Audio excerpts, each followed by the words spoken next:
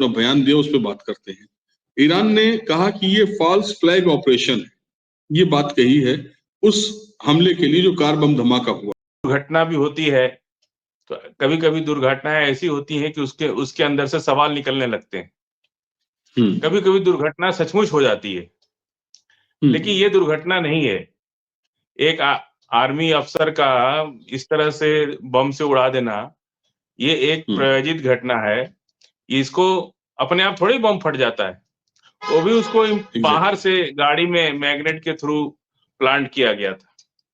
तो इसके पीछे किसका हाथ है पूरी दुनिया जानती है, और अब इसमें कुछ ही छिपी हुई नहीं है। रूस, इसीलिए तो ईरान को जहाज भर भर के बैलिस्टिक मिसाइलें पहुंच रही हैं, इसी का बदला लेने के लिए। जी, तो क्या इजराइल इस हत्या जो हुई है इसके जरिए ईरान और रूस टारगेट मिल जाता है तो वो काम कर देते हैं, उनका काम ही यही है। तो ऐसा नहीं है, ये सरकारें भी ये सब काम करती हैं, जांच एजेंसियां, और पूरी दुनिया के अंदर बहुत सी एजेंसियां हैं जो ये सब काम करती हैं। अगर कोई खुद ना करके किसी से करवाता है। और इजराइल और अमेरिका का गठजोड़ तो पूरी वर्ल्ड वाइड दुनिया जानती है ना उसको, कि इस वक्त इजराइल और अमेरिका का गठजोड़ क्या है। क्योंकि अमेरिका इजराइल से कम परेशान है, यूक्रेन से ज्यादा परेशान है। अमेरिका की जो नाक दबी हुई है वो यूक्रेन में दबी हुई है। यूक्रेन में अमेरिका से परेशान है यूक्रेन से। और रूस ने सबसे पहले जो जीत हासिल की वो ईरान के कामाकाजी ड्रोन से। जब लड़ाई की शुरुआत हुई थी तो कामाकाजी ड्रोन से पहले 2 हफ्ते में ही उसने यूक्रेन का सारा समुद्री इलाका कब्जा कर लिया। अब जब समुद्री इलाका कब्जा कर लिया तो हथियार किधर से जाएगा? यूक्रेन कहाँ से लड़ेगा? हवाई जहाज से कितने हथियार जाएंगे? और एक ही रास्ता बचता है, बाई रोड, पोलैंड का रास्ता। अब पोलैंड के रास्ते से बाई रोड जो है हथियार कितना जा सकता है? ट्रक से जितना पहुंच पा रहा है। तो कामाकाजी ड्रोन जो ईरान ने बहुत, रूस का भी साथ दिया, ऐसा नहीं है कि रूस का साथ नहीं दिया, ईरान ने बहुत जबरदस्त रूस का साथ दिया। और वहीं से ईरान का ड्रोन टेस्टेड हुआ। तो फर्स्ट टेस्ट वही हुआ। रूस के यूक्रेन के युद्ध में जितना भी समुद्र के किनारे का शहर था यूक्रेन का, पूरा कब्जा कर लिया, 2-3 हफ्ते में ही कर लिया। अभी तक तो लड़ाई छोड़ छोड़ के चल रही है। अभी 75% यूक्रेन कब्जा हो चुका है रूस के हाथ से, अभी कुछ बचा नहीं वहां पे। तो ये सारा जो सिस्टम है, परेशान अमेरिका उस बात से है। एक तो अमेरिका का इकबाल भी खत्म हो रहा है कि उनको हूती से भी भागना पड़ा। बहुत बेइज्जती होती है ना कि हूती जैसे संगठन से लड़ाई छोड़ के भागा अमेरिका, समझ रहे हैं आप? और पूरा ईरान ने उनके अरब के अंदर जितने बेस थे सबको बर्बाद कर, तबाह कर दिया, कुछ नहीं कर पाए। और परमाणु जी आप कुछ कह रहे थे। परमाणु पर जो ईरान का प्रोग्राम था उसको अमेरिका ने ये कहा कि हमने तबाह कर दिया, वो नहीं बनाएगा।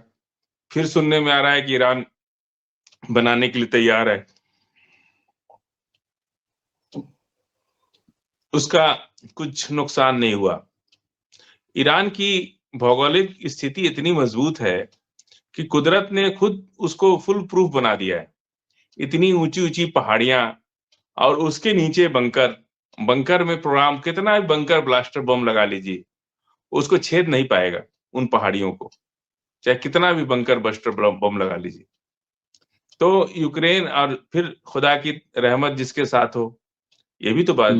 आज दुनिया में अगर कोई बेगुनाह फिलिस्तीनियों के लिए खड़ा है तो सबसे चट्टान की तरह ईरान खड़ा है, बाकी कोई इस तरह से नहीं खड़ा। तो खुदा की ताकत भी होती है, उसकी रहमत भी होती है, वो भी ईरान के साथ है। जी, ईरान ने अभी एक बयान दिया था इसी सिलसिले में कि फॉल्स फ्लैग था, ये सब कुछ ऑपरेशन था। उसके कुछ गॉड गिफ्टेड चीज ऐसी होती है कि उसकी व्यू रचना, उसकी स्ट्रेटजी, पॉलिसी, जवानों के साथ कन्वर्सेशन, फिर उनको मैप पर किस तरह से कहाँ किसको कहाँ लगाना है, जवानों के साथ टाइमिंग और ट्यूनिंग, कभी कभी कुछ अफसर अलग निकल जाते हैं, मतलब उनको कोई जानता नहीं है कि ये अफसर इतना कीमती हो जाएगा, लेकिन युद्ध के दौरान जब उसका रिस्पॉन्स आने लगता है तो लगता है कि ये अफसर बहुत तेज दिमाग का है और ये इसमें बहुत फिट है। तो उस अफसर को सरकारें जो है छिपा के रखती हैं कि इन पर किसी की निगाह ना पड़े, किसी की नजर ना पड़े।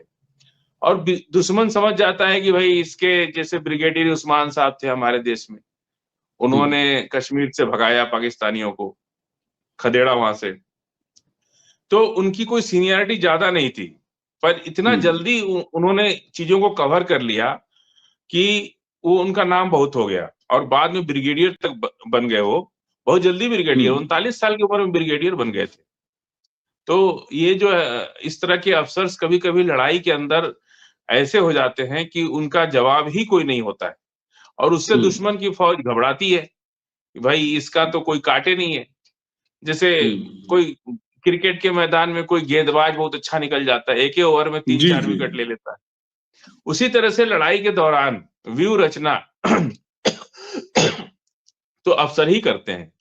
तो कोई कोई ऑफिसर 10-20 अफसरों में या 100-200 अफसरों में 2-4 अफसर ऐसे हो जाते हैं जो दिल जीत लेते हैं, जिनको सुरक्षित रखती है सरकार, और ऐसे ही अफसरों के ऊपर दुश्मन की निगाह होती है कि भाई पहले इसको हटाओ, इसके रहते तो हम नहीं जीत पाएंगे।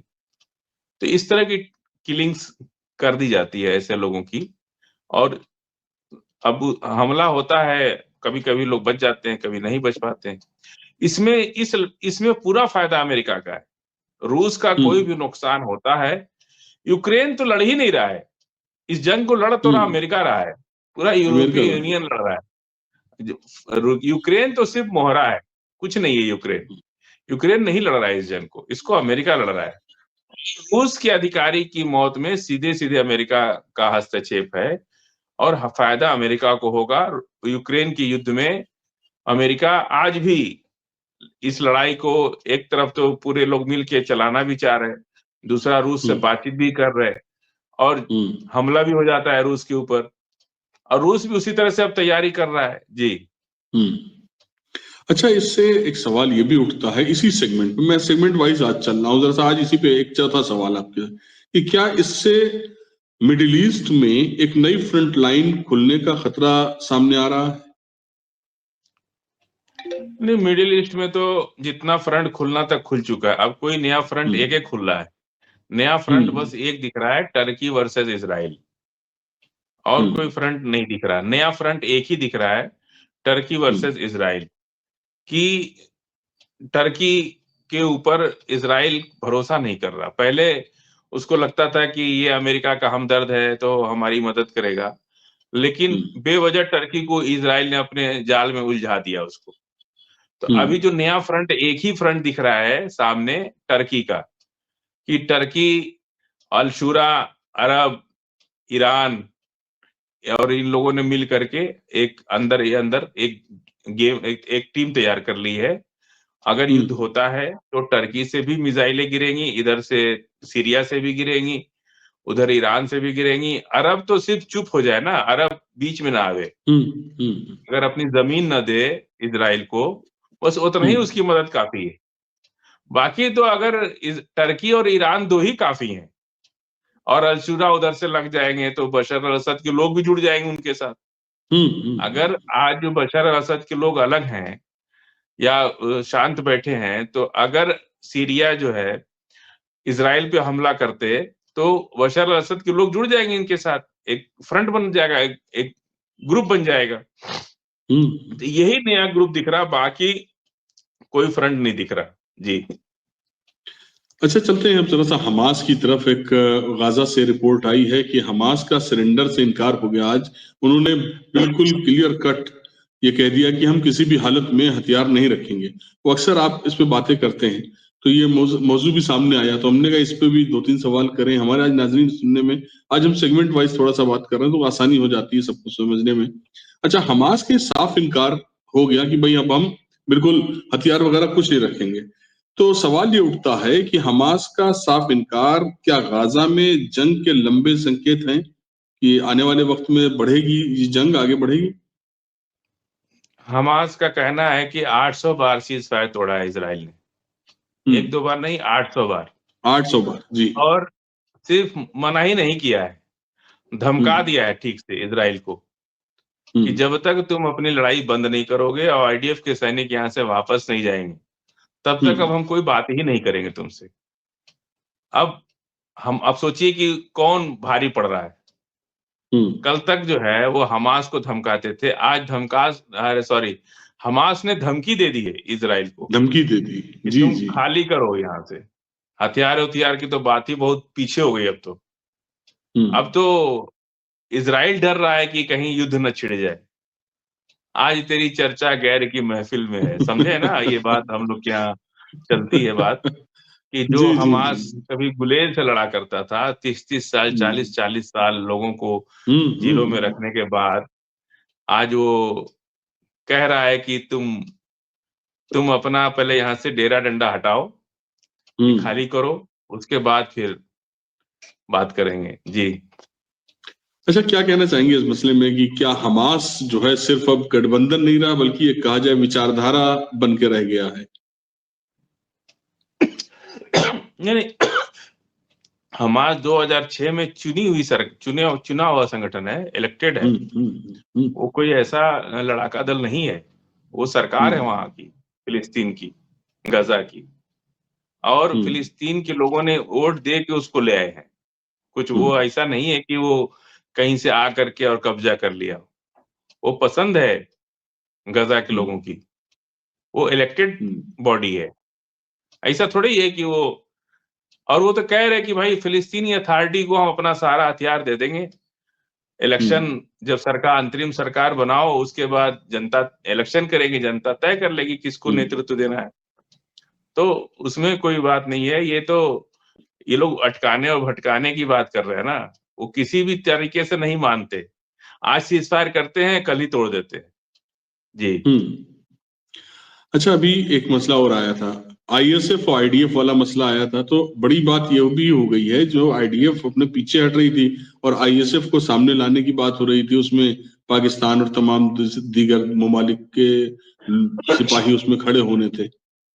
तो अब खबर ये भी है, अंतरिम तौर से अंदरूनी खबर ये भी मिली है कि जितने भी आईएसएफ के लोग थे, जिन्होंने हामी भरी थी कि हाँ मेरी भी फौज रहेगी, आहिस्ता आहिस्ता सब लोग जो है किनारे हो गए हैं। अब सिर्फ आईडीएफ ही रह जाएगी। तो ऐसे में आप कुछ रोशनी डालना चाहेंगे? देखिए, वो तो अरब और ये लोग जितना अमेरिका परस्त लोग हैं, उन्हीं की ये सेना थी, शांति सेना। अब वो लोग तो, उनको लग रहा था कि अमेरिका ने सोचा होगा कि कहा होगा कि हम हमास को कंट्रोल कर लेंगे, या ईरान, उनको लग रहा था कि यूक्रेन का हम युद्ध बंद कर देंगे तो रूस और चाइना साथ छोड़ देगा। ये एक प्लानिंग दिमाग में चलती है ना सबकी, कि रूस और चाइना हाथ खींच लेगा, ईरान हाथ खींच लेगा तो हमास क्या कर लेगा। इस लहजे से लोग ये सोच रहे थे कि अगर वो लोग हाथ खींच लेंगे तो हमास भी सरेंडर कर देगा, फिर हम लोग इसको अपने तरीके से फिलिस्तीन को अलग करके बनाएंगे, चाहे जो भी करेंगे। धीरे धीरे वो तो सब दाव उल्टा पड़ता चला जा रहा है, तो लोग जो है हाथ खींच ले रहे हैं। पहले तो लोग कह रहे थे कि इतना लाख करोड़ देंगे, बिल्डिंगें बन जाएंगी, इतना हॉस्पिटल बनाएंगे, इतना स्कूल बनाएंगे। अब कहाँ सब गायब हो गए। तो वो तो खैर कुछ है नहीं, हमास ही काफी है अभी फिलहाल। इन लोगों से और नुकसान ही है, पाकिस्तान और अरब और ये सब तो अमेरिका परस्त ही लोग हैं। ये लोग क्यों जाएंगे अमेरिका के खिलाफ? तो जाएंगे नहीं, कभी भी नहीं जाएंगे। तो इसलिए और इस ग्रुप में हुती, हिजबुल्लाह, हमास, ईरान, ये लोग भी इनको इस बात को समझते हैं और फूक ये तो इनकी आवाम का डर है, सारे आवाम का डर है। इसलिए लोग थोड़ा फिलिस्तीन की बात बोलते हैं, नहीं तो नहीं बोलते जी। चलते हैं थोड़ा सा ईरान की तरफ। ईरान ने जो अभी नया एक अपने बॉर्डर के अंदर ही, शहर के अंदर दूसरे शहर में मिसाइल पिन पॉइंट पे रखा और बिल्कुल सटीक निशाना रहा, वो दुनिया के सामने आया है। उस मसले पे बात करते हैं कि ईरान का नया मिसाइल टेस्ट जो हुआ है, तो ईरान का अपने ही बॉर्डर के अंदर पिन पॉइंट मिसाइल टेस्ट क्या मैसेज देना चाहता है?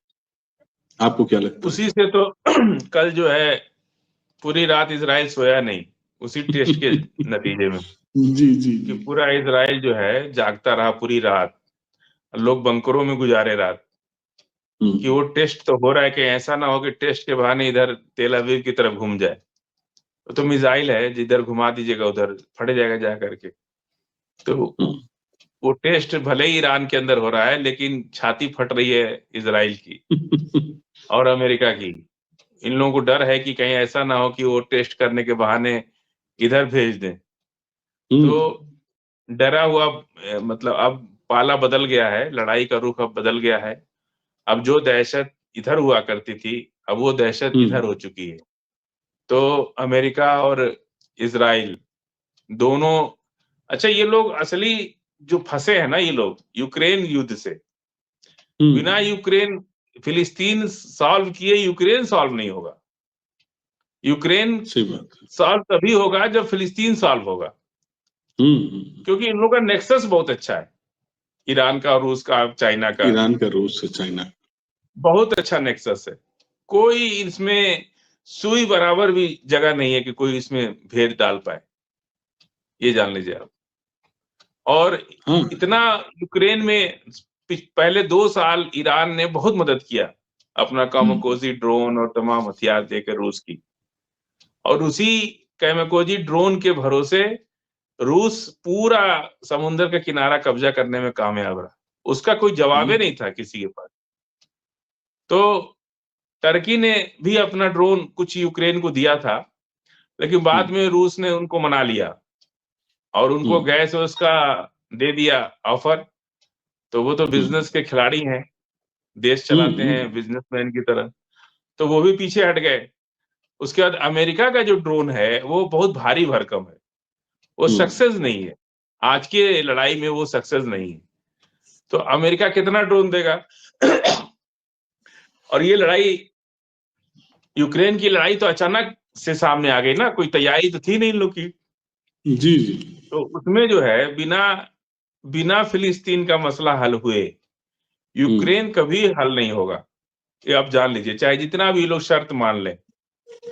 यूक्रेन तभी सॉल्व होगा जब फिलिस्तीन सॉल्व होगा।